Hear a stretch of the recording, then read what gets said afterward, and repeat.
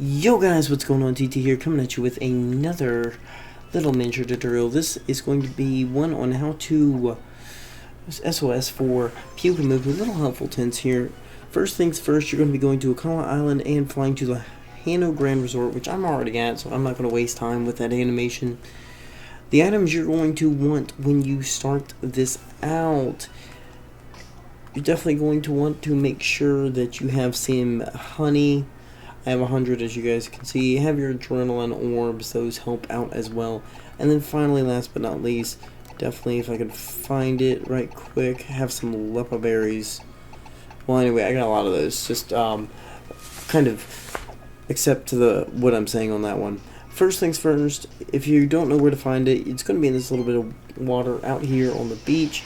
Get on your Lapras, get on your Sharpedo, get on whatever you want. And then what I would highly recommend you do here is save.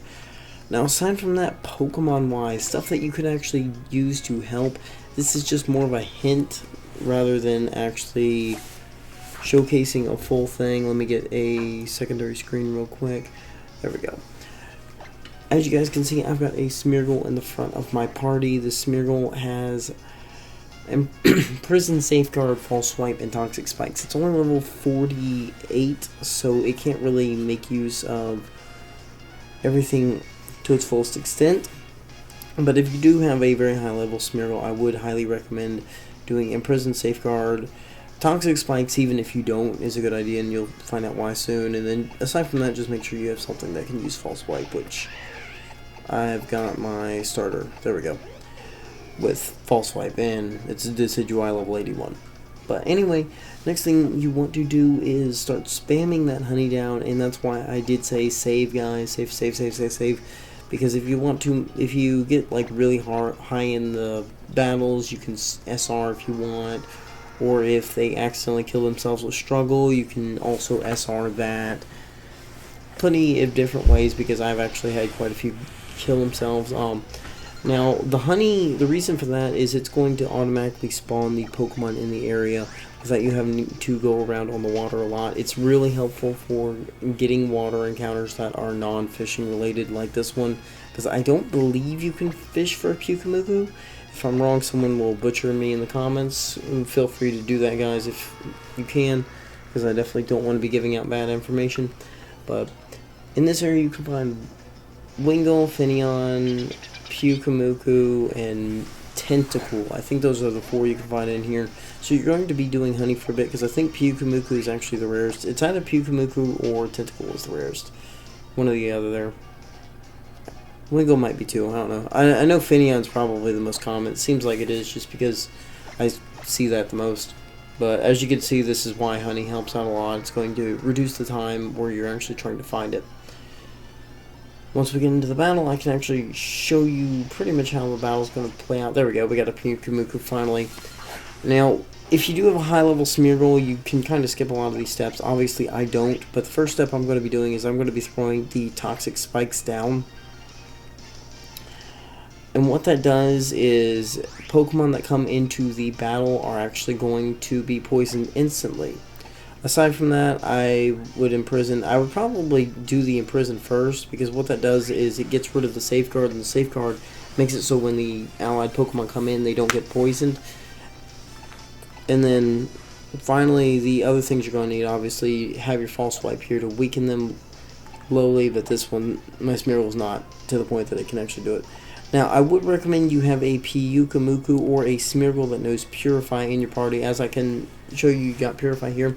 That means when the shiny comes in, if and when it gets poisoned, you can purify the poison off of it, unless you just want to start lobbing Pokeballs, which is also not a bad idea. But once you actually get into the point of where you got your Toxic Spikes laid down, you can pretty much start whittling it down. And the whole spikes thing, it actually works with any sort of SOS encounters at all. So I'm actually working to get a Hazard Smeargle set up. I want to get a really decently powerful one. And then I'm probably going to start laying down like 3 layers of spikes whenever I do my SOS encounters, because they actually help out a lot, guys. But after that, use your Adrenaline Orb. It's going to make them nervous, and so they're going to be calling a lot more. And then from then on, you just want to set up your counter. That's wrong counter there. That one, and you're just going to want to start moving.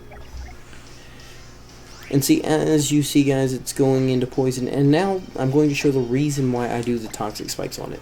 Now, it's got an ability called Innards Out, which means the finishing move on the Pyukumuku is going to deal damage to you depending on how much damage. But if it dies from poison, that ability does not go off. Meaning, by using toxic spikes, you prevent yourself from taking Innards Out. And you can kill it in one turn rather than two. The only problem is the safeguard and everything else, but even with the safeguard up, this still works quite well. If you don't do it that way, I would highly recommend you do false swipe and then a killing move. That way you only take 1 damage. Otherwise, you're not really going to be able to kill this too easily, and I'm sorry if you guys heard that noise. That was my computer. But, which I can kind of explain here. As you saw, the safeguard prevented it, which is why I suggest the imprison with safeguard. But following that, you would just leaf blade and it would kill it, and it would have the same effect. But with Innards Out, as you can see, it's going off. I'm taking 1 damage because he had 1 health left after the false swipe. But that's it for the guide, guys. Hopefully that helps you out quite a bit.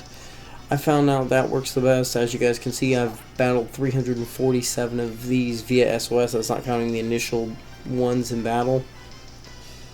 So I've kind of had a chance to learn how to do this because I really, really, really want the shiny. If I can get a picture of the shiny on screen, I'll show you guys real quick because it's an awesome shiny and I want it bad.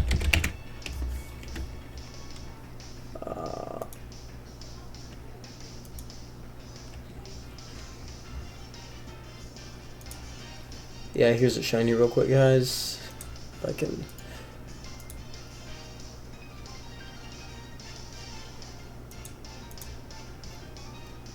Do that. Add image.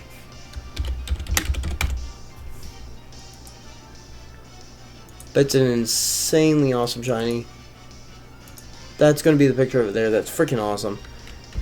But good luck, guys, and drop a like, possibly a sub if this did help you, because I know there's a lot of shiny hunters out there and a lot of people that were probably wondering an easy way to go about this Pokemon. So to kind of recap, make sure you have Lepa Berries, because you're going to need Lepa Berries to get your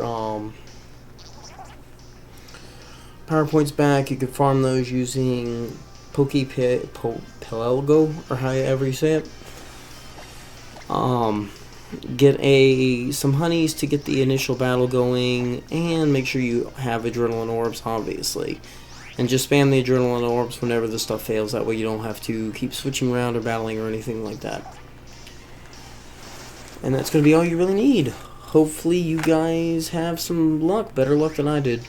And I will see you guys later. Stay lucky.